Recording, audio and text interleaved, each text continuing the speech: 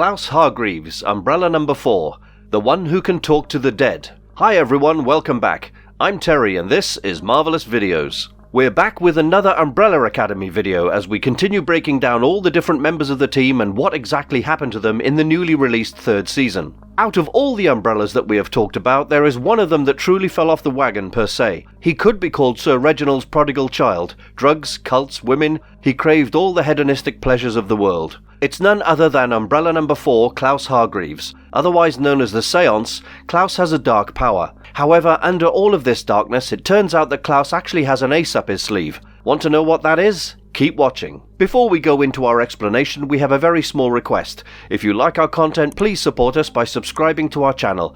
This is a small click for you, but for us it means a lot. Thank you. Now, let's begin.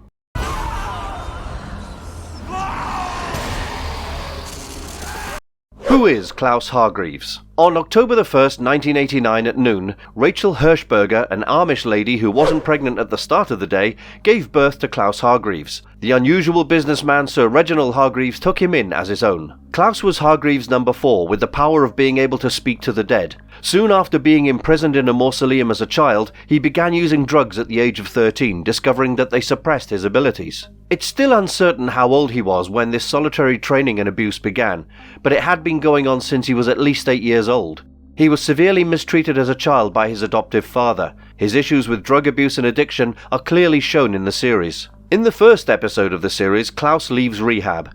As soon as he is released, he goes out and buys drugs, and he finds out that his adoptive father died after being revived in an ambulance. When he gets to the Umbrella Academy, he instantly searches his father's office for valuables. Allison, his sister, catches him, but she doesn't make him put anything back. However, Luther does. He takes out a box that contains his late father's documents. He takes the case to a pawn shop and discards the documents in the garbage. He purchases additional narcotics with the money. Afterwards, during the family gathering, Luther asks him to speak with Sir Reginald's ghost. Klaus tries, but he can't succeed. Klaus smokes while Sir Reginald's funeral is taking place, and he concurs with Diego that their father was an evil person. Klaus tosses a fire extinguisher through the portal that number 5 creates to return to his past. He then departs with Diego, and it's shown that while being high, he's still capable of communicating with the ghost of his deceased brother Ben. In the episode titled Run Boy Run, it's revealed that Klaus is haunted by ghostly voices when he sleeps, or possibly just has nightmares about them. He wakes up drunk and starts conversing with Ben's ghost, who chastises him for using drugs. He's also kidnapped by intergalactic assassins Hazel and Char-Char at one point.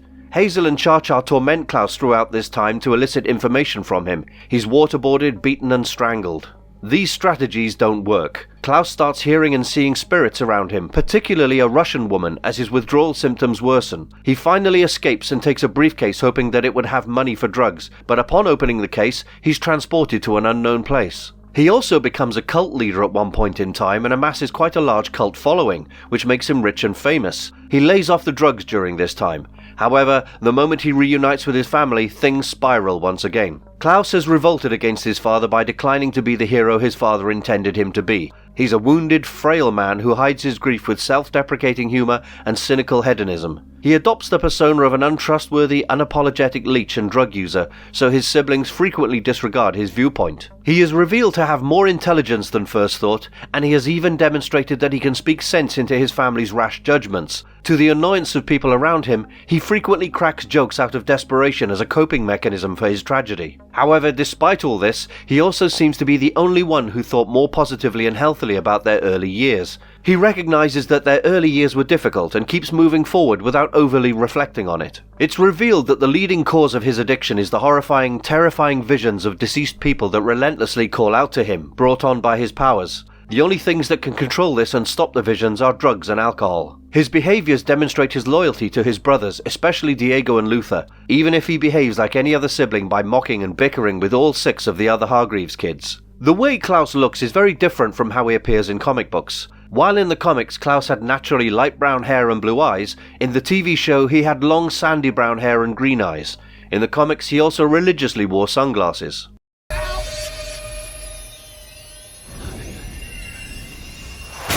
Powers and abilities. Klaus may not be the most powerful amongst all his siblings, but his powers are definitely the most intriguing. He has a variety of powers and almost all of them have to do with the realm of the dead in some way or the other. The first power we'll discuss is that of mediumship. While sober, Klaus has the capacity to speak with spirits and other people from the afterlife. Ironically, because he fears the dead, he turns to alcohol and drugs as a form of self-medication to keep his abilities in check. Although, often during the series, Klaus is shown chatting with his late brother Ben, who appears to be the one spirit he is not afraid of. Without me, you need me. Nobody needs your shit, Klaus. That's why you're always alone. Klaus was informed by Sir Reginald in the afterlife that he had only begun to tap the full potential of his ability. Thus he can communicate and interact with spirits. Klaus is also capable of summoning ghosts and bringing them into the physical realm via his power of evocation. Klaus claims he couldn't summon Sir Reginald at the burial in his first attempt because he was high. Additionally, Reginald was difficult to control due to his obstinacy. Klaus made the first physical contact with Ben's spirit thanks to his renewed efforts to stay sober. Later, this developed further to the point that he was able to temporarily materialize Ben's spirit into the physical universe. He was able to summon fallen American soldiers to battle Soviet soldiers in a different 1963. Lila's energy wave knocked Klaus back, but Klaus was able to summon two spirits to grab him in their grasp.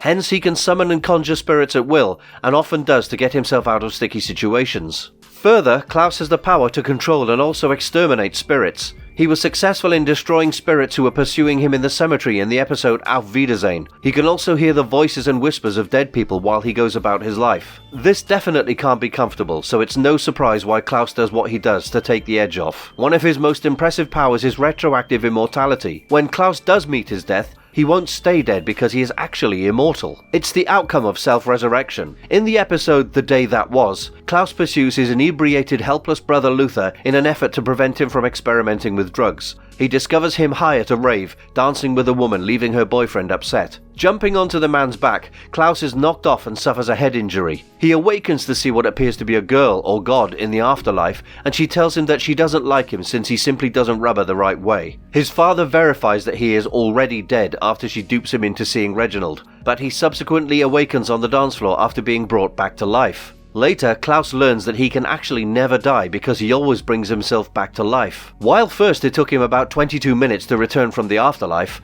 Klaus can now almost instantaneously revive himself thanks to his father's training, taking less than 4 minutes. Additionally, every time Klaus returns from death, all wounds to his body, including bone fractures and internal damage, will gradually heal. In the event that his body is reduced to dust, he will create a new one when he awakens from the dead. In addition to his natural abilities, Klaus is a great fighter. Klaus, like all of his brothers, has some level of physical and martial training, but he's one of the least skilled fighters. In addition, Klaus is an expert lockpicker. He boasts that he can pick locks with just his teeth. Klaus is definitely someone with significant powers, but they are of such a nature that they often get to him and he can't do anything but numb them out to feel normal for a while.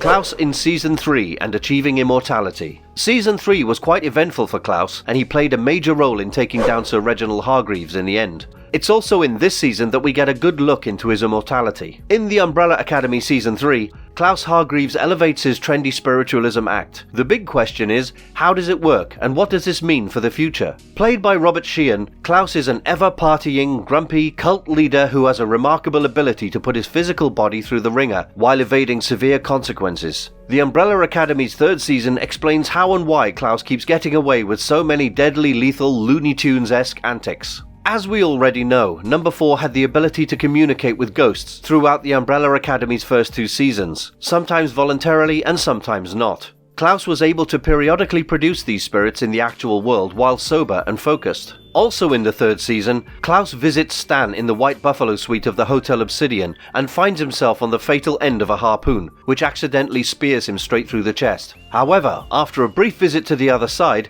Klaus awakens as Diego and Stan carry his unquestionably dead corpse down in an elevator. It turns out that Klaus has once more eluded death and is now fully recovered and writhing around, but not due to luck or absurd durability. All of this is a result of his peculiar Umbrella Academy talents. In the Umbrella Academy, Klaus learns he has the ability to become immortal after a discussion with his birth mother and a brutal training session with Sir Reginald Hargreeves of the Sparrow Academy. Even a harpoon through the chest turns out to be no problem for Klaus as he adds an entirely new aspect to his afterlife toolbox. The realization that Klaus was always immortal in the Umbrella Academy is even more surprising for fans than his immortality. Klaus is unable to die. This is not a power he was aware of or can turn on and off. Number 4 has reportedly died 56 times in total, starting with dark and damp mausoleum experiments undertaken by Sir Reginald Hargreeves and progressing to inebriated party events and drug overdoses, according to Rachel Hirschberger, who has been watching over her son from the void. Even after falling at a rave and hitting his head, Klaus magically recovered in the Umbrella Academy Season 1. Now that we know the Séance was actually dead during this scene, we can see why, like every other time before, fans and Klaus himself mistook it for a near-death experience on an occasion where he'd actually died. The third season demonstrates that Klaus has some degree of control over his immortality, despite the fact that it's unavoidable. Every time Klaus passes away, he's transported to the Umbrella Academy's peculiar afterlife void, where he's left to roam mindlessly before resurfacing in the physical world. However, there may be a certain limit to how much harm Klaus can endure before recovering. The alien master manipulator had said that his parallel son's ability was near immortality, while Klaus was training with Sir Reginald at the Sparrow Academy. Reginald is the expert on the superpowers of the Umbrella Academy, and thus it stands to reason that there are probably some wounds that Klaus can't heal. He emerges from the void alive and healthy in one episode after everyone is completely destroyed by the Kugelblitz in Season 3's episode 7 Bells, so they'd have to be unearthly severe. Apart from realizing that he's immortal, Klaus also plays an important role in defeating Sir Reginald and becomes the hero that fans thought he could never be.